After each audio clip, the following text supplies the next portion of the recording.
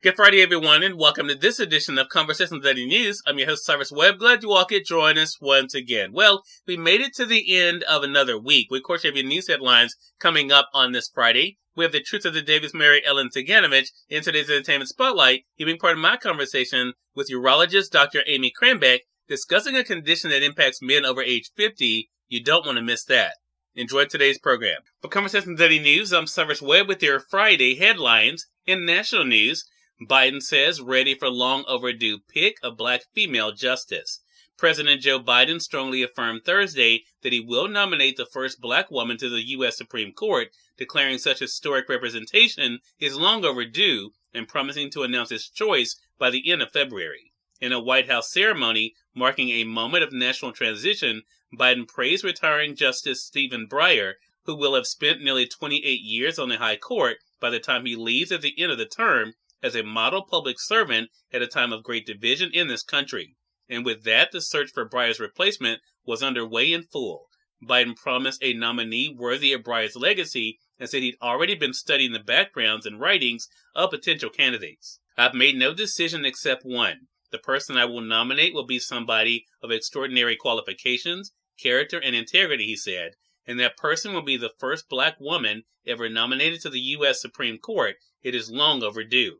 Biden's choice will be historic on its face. No black woman has ever served on the High Court. The decision is also notable, coming at a time of national reckoning over race and gender inequality. However, the court's 6-3 conservative majority is destined to remain intact. Biden is using his choice to fulfill one of his early campaign promises, one that helped resurrect his primary campaign and propel him to the White House in 2020. And it gives him the chance to show black voters who are increasingly frustrated with a president they helped to elect that he is serious about their concerns, particularly with his voting rights legislation stalled in the Senate. It also could help drive Democratic enthusiasm amid concerns about a midterm routing in congressional races. Biden spent his first year in office working to nominate a diverse group of judges to the federal bench, not just in race, but also in professional expertise, and he has been reviewing possible high court candidates along the way. In more national news, Michigan school shooting suspect to pursue insanity defense. A teenager charged with killing 4 students at a Michigan high school will pursue an insanity defense, his lawyers said in a notice filed Thursday, as he, his parents, and school officials face a new lawsuit over the attack at Oxford High School. The notice, listed in a summary of case filings, should lead to mental health exams of 15-year-old Ethan Crumbley, who is charged as an adult with murder and other crimes for the shooting, which also wounded 6 other students and a teacher. Experts will consider whether the teen understood the wrongfulness of his conduct on the day of the shooting. The lawsuit, meanwhile, was announced on behalf of the parents of Tate Meyer, who was slain on November the 30th, and other students who witnessed the shootings. It alleges negligence by school officials and Crumbley's parents over the attack.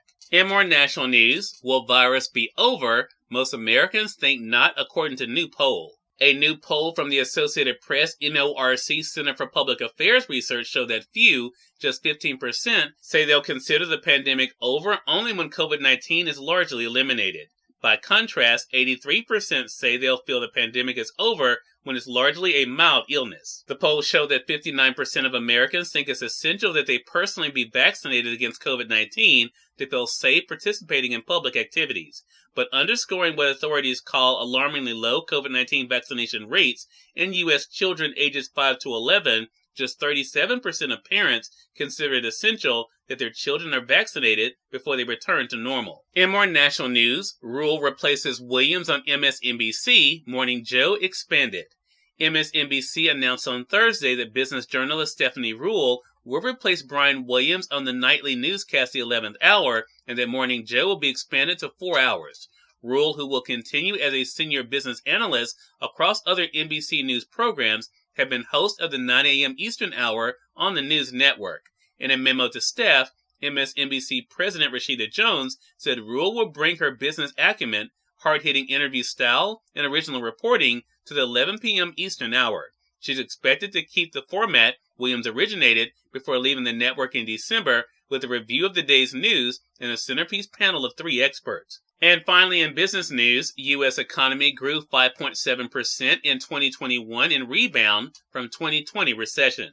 The U.S. economy grew last year at the fastest pace since Ronald Reagan's presidency, bouncing back with resilience from 2020's brief but devastating coronavirus recession. The nation's gross domestic product, its total output of goods and services, expanded 5.7% in 2021. It was the strongest calendar year growth since a 7.2 surge in 1984 after a previous recession. Cyrus Webb, Conversations Daily News. It's now time for the Truth of the Day with Mary Ellen Ciganovich. Mary Ellen, it's all yours. Hi, this is Mary Ellen with your Truth of the Day. Remember, your words have power. The words you choose to say to yourself and other people carry great power. You have a choice to offer yourself loving kindness, or you can stay stuck belittling yourself with all your negative thoughts. Likewise, you have a choice with every word you say to others. You can build someone up, or the same words used in a hateful tone of voice can tear a person apart. Understand, all the words you say are sacred. When you choose to say negative words to someone else, you may think you are helping them to see the truth about themselves. Who are you to judge them? You may feel good at first because you finally told them what they need to know. Later, you feel horrible inside because you know it is not your place to judge or say anything, because you are seeing the issues inside of yourself that you still have to work on. As you think negative thoughts about yourself or say negative words to yourself, do not be amazed when you have negative day after negative day. Today, understand your words have power. Choose them carefully as you enjoy the day. Urologist Dr. Amy Krambeck is featured in today's Entertainment Spotlight. We're here on Conversations Daily News. For Conversations Daily News, I'm Cyrus Webb with Entertainment Spotlight. Urologist Dr. Amy Krambeck joined me recently on Conversations Live, the radio show, to talk about enlarged prostate, or BPH, and the impact it has on men ages 50 and older. Here's a bit of our conversation. Dr. Krambeck, thank you so much for the time. Really appreciate it. Well, thank you for having me today and giving me the opportunity to discuss something that I'm very passionate about.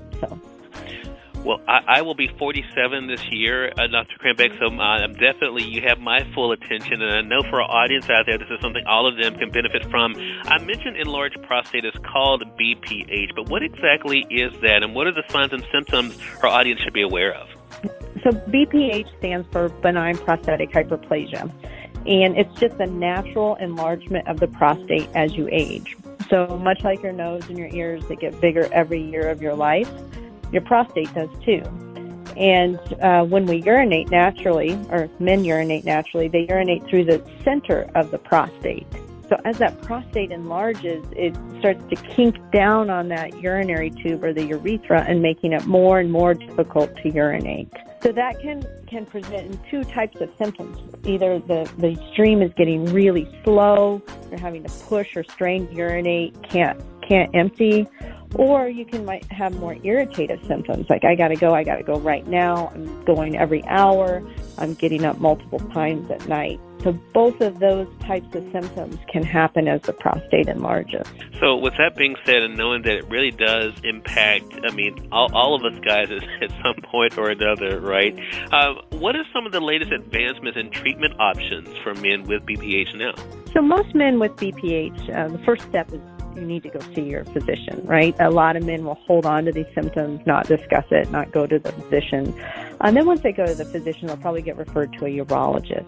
They'll discuss possible medication versus office-based procedures versus surgical procedures. Cyrus Webb, Conversations Daily News. We thank you all for tuning in to this edition of Conversations Daily News. We'll be back to guests on Monday with more news, Truth of the Day with Mary Ellen Ciganovich, and of course your Entertainment Spotlight. Until then, I'm your host, Cyrus Webb, saying as always, enjoy your day, enjoy your life, enjoy your world. Thank you all for choosing Conversations Daily News today. Let's make today amazing. Take care.